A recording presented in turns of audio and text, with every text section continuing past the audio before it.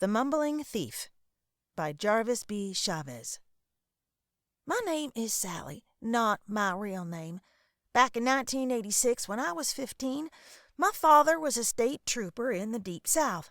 I do not want to disclose the state because my father was a well-known and well-respected peace officer in his day. He was assigned to a rural outpost and was responsible for hundreds of miles of state highway covering a lot of hills and forested areas. So my mother and father decided to rent a small house, more like a wooden shack nearby his highway patrol station, rather than live in the city and have Dad come home every other week. The house was off the main highway and at the end of an old logging road. The house was surrounded by deep, dark woods on all three sides.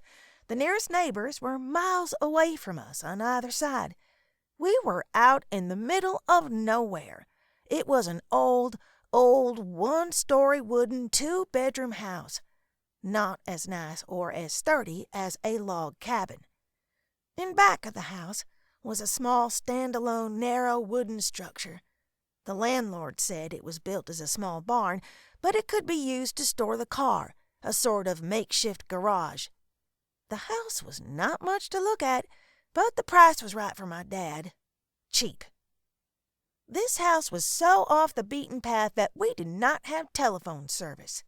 My dad left my mother and I with a walkie-talkie tuned into the state police band in case of an emergency.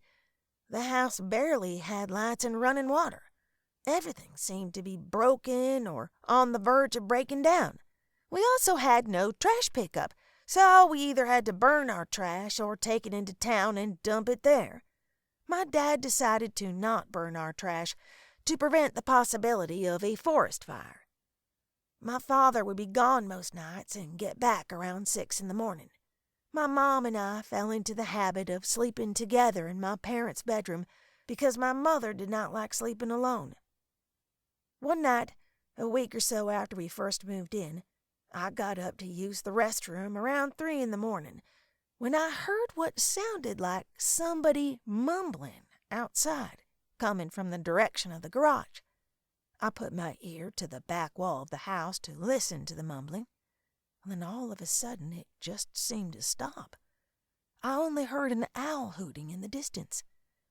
I just returned to bed without giving it a second thought. The next morning I told my mom what I heard, and she just dismissed it as the wind whistling. A few weeks later, my father was getting home from a late-night patrol when he was parking the car in the garage. As he pulled in, he noticed the trash bags we had stored in the back of the garage had been torn apart and scattered all over the garage floor. I remember it distinctly because I was the one that had to clean it up. My dad said it must be raccoons or some other type of scavenger. My dad's solution to this was buying 2 new aluminum trash cans from the hardware store in town. He instructed my mom and me to put all the trash in a trash bag first, then put it in the can and close the lid tight. He claimed this would keep the raccoons from smelling the garbage and they would not come into the garage looking for food. It sounded logical to me. Needless to say, this seemed to work. The following week, my dad had to take his car to get serviced in town and had to leave it there for a few days. So the trash started to pile up and it smelled mighty bad. A day or 2 later, my mother discovered that the cans had been tipped over and the trash had been rummaged through. My mom complained to my father, and he finally decided to install a lock on the old wooden doors to the garage. On the following Wednesday night, it was around 11, Mom and I had just finished watching a movie on TV, and we decided to go to sleep. She told me to take the trash out to the garage and gave me the key to the lock. I grabbed the trash bag from the kitchen while Mom walked into her bedroom and started to change into her nightgown. The house only had a front door, so you had to walk out that door and turn right to go around the side of the house, then walk about 20 feet to the garage. I started to turn the corner and stopped dead in my tracks at what I saw next. I saw a large, dark, and hairy figure standing with its back to me in the doorway of the garage. It looked like a gorilla, but it stood upright on two legs. I heard a loud mumbling like human speech coming from this thing. It suddenly turned, like it became aware of me, and stared at me. I could not make out any facial features, but its two eyes reflected the moonlight like a dog or a cat. I let out a scream, dropped the bag of garbage, turned, and ran back to the house. As I shut the door, I heard a big, hard bang from the garage door swinging open. My mom ran into the living room and asked, "What is going on? I heard you scream." And I told her there was an intruder breaking into the garage. She quickly went to the nightstand by the bed and grabbed the walkie-talkie and my dad's spare service revolver. Mom then radioed the state police dispatcher and reported the break-in. Then my mom grabbed me by the hand and we locked ourselves in the hall closet. We both sat there in the dark, quiet and scared. A highway patrol car came within 20 minutes. During this time, my dad was on an auto accident call miles away down the highway. The two troopers first made sure Mom and me were okay. Then they had a look around the property. The tall trooper came back first. We quickly mentioned that my dad was a fellow state trooper. He said that the door had indeed been forced open and the lock broken. There was nothing but turned-over trash cans and garbage everywhere. Next, the trooper pulled out his black notebook and wanted to take my statement.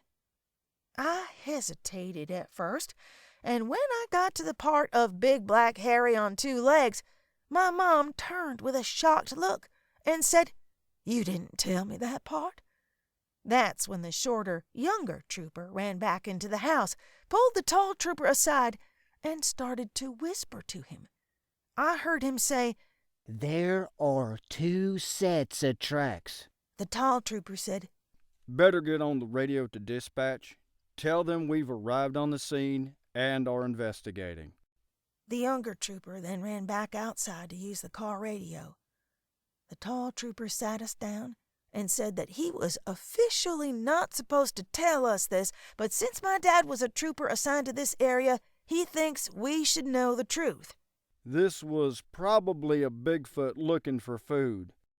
Y'all know what a Bigfoot is? The trooper asked. My mom said, I think so. I just nodded my head yes. My partner found two sets of different sized tracks behind your place.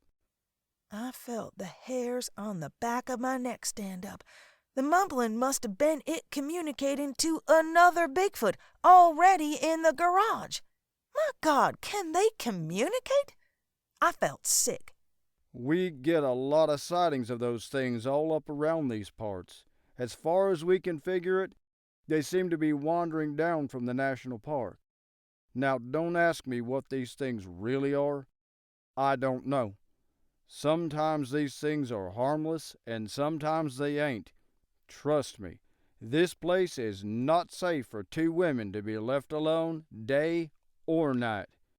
I don't recommend you stay here. They probably will be back. The next day, my dad told us that he confirmed what the trooper told us the night before, that these things do exist and are roaming all around this area. He was told by his sergeant never to mention the word Bigfoot or monster ever again, and if he is asked, it was bears poking around our place that night. I just sat there staring at my dad without being able to even speak. He told us never to speak of this again to anyone. My mom and me went to live with an aunt of hers 2 counties away for the next year while my dad was assigned to that area. During the year he was stationed there, my dad told us that he would take countless reports and sightings of the beast, mysterious missing persons reports, and at least one bizarre unexplained death as part of his job as the trooper of that area. This is my piece of the truth. Now it's yours.